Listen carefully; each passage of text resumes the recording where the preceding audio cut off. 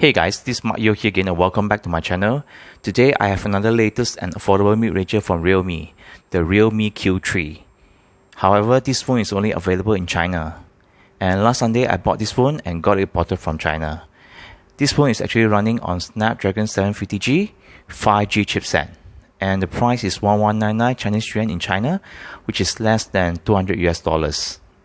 And I got it for less than 1000 ringgit Malaysia. Wow. And it's still very low price for a Snapdragon 750G device. So before I do the unboxing, let's try to appreciate the box. This is REALME typical yellow box. And to the left, you have this means REALME Q3, fast charging phone with 5G capability. And to the right, it's the same thing. At the bottom, nothing. On top, nothing also. At the bottom here, okay, nothing important until you go down and you will see that the color is actually silver color, and the specification that I bought is actually 128 gig internal storage with 6 gig of RAM. As usual, let me tempt you guys a bit by tearing off the plastic wrapper.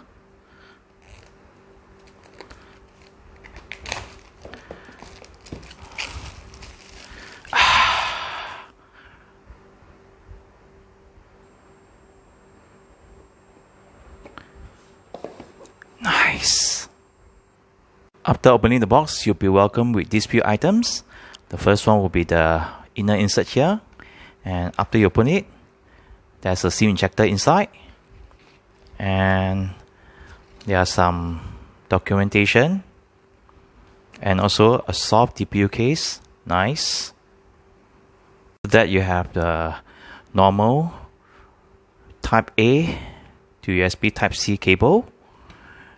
And this is a dart charger with maximum of 30 watt of fast charging.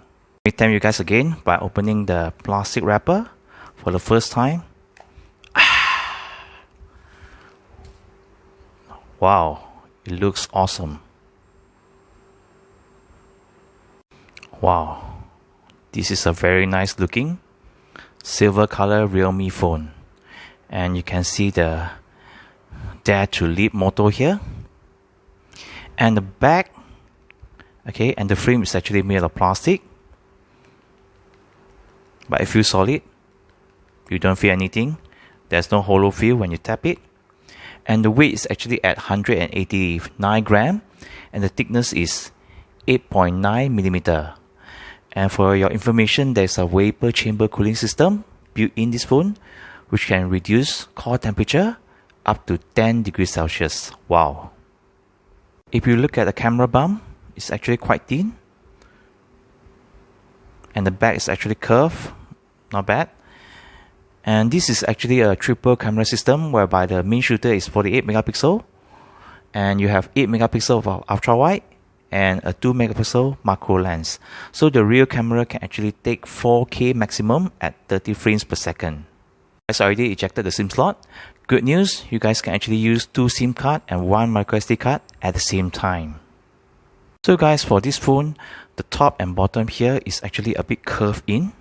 I'm not sure whether you guys can see. It's not totally flat, but it looks nice, no worries. And to the left, you actually have the SIM slot here, and also the volume rocker up and down, and 3.5mm headphone jack, primary microphone, Type-C port, and also the bottom firing speaker. And this is actually the power button, which also acts as a side fingerprint sensor, and on top you have a secondary microphone.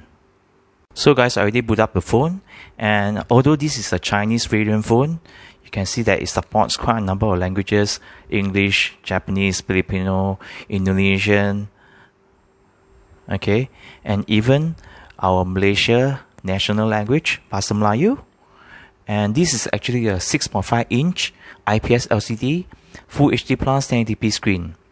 And the bezel at the top and at the side is actually quite well built, and also the chin is still noticeable, but it's not bad for this price point.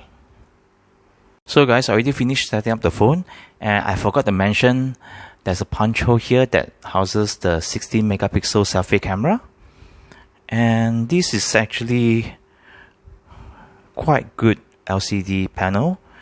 Okay, as you can see here, you can go up to very bright. So the peak brightness can actually go up to 600 nits, which is not bad. I mean, it's actually nice for those who want to use it under the sun. So guys, as you can see here, due to this phone is actually a Chinese premium phone, okay, you actually don't have Google services, Google apps actually pre-installed. But if you go to setting and you go to users and account and add account, you can see that Google is actually pre-installed here. So there's actually GMS pre-installed on this phone. So no worries. You just need to install Google Play Store yourself. And if you go to display and brightness, go to more. So you can see that I already set the refresh rate to maximum 120 Hz. But by default, it's actually set at auto select. But I would prefer to go for the maximum 120 Hz of refresh rate. And if you go to about phone, you can see that this phone is actually running the latest REALME UI 2.0, which is based on Android 11. And you have 6GB of RAM, and also this is a processor 750G. And out of the box, you still have 108GB left for the internal storage. But this is actually a lot occupied by the bloatware here, which you can actually uninstall it if you don't want. So I will install it one by one. So guys, as usual, before I end the video, let me do my typical routine speaker test. And for your information, this phone only have one single bottom firing speaker. Okay, I wish that it comes with dual stereo speaker, but you only have one here. And let me bump up the volume to the max. Alright, let's get started.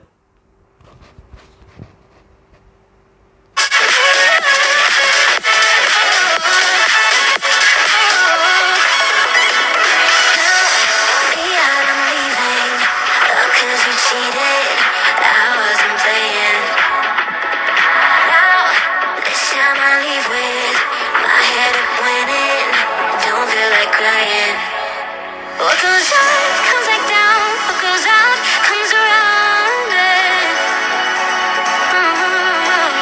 What goes up comes back down. So what do you guys think? Definitely the loudness is average, okay, and there's a bit of bass there. But what do you guys think? Let me know in the comments below.